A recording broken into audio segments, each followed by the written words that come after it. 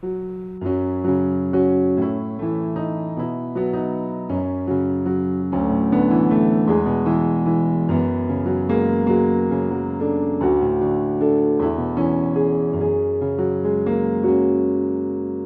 Paige Lopez, and I'm a junior here at Fairfield U, and I'm studying nursing. Well, I knew for my whole life that I wanted to do something that would help people, but I definitely figured out that nursing was like what I was going to study when I was about 11 years old. So I was at camp, and we were going for a nighttime walk in the woods, and one of the girls who was in my cabin like stopped for a second, and I thought she was tying her shoes, so I just waited a second.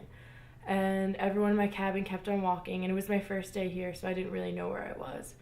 And time kept on passing, but she was still kneeling on the ground, and I figured that something was weird.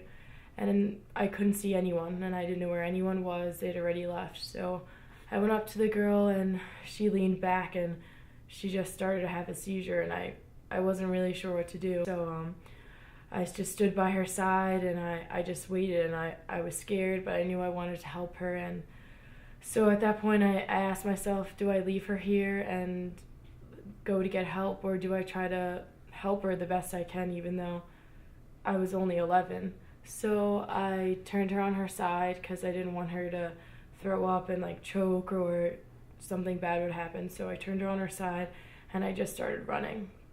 So we get to the infirmary, and they're trying to like wake her up, and finally she opens her eyes, and just it was like at that moment I knew that like this is something that I wanted to do for the rest of my life, that I wanted to help people, and I wanted to make sure that people were safe and just feel okay.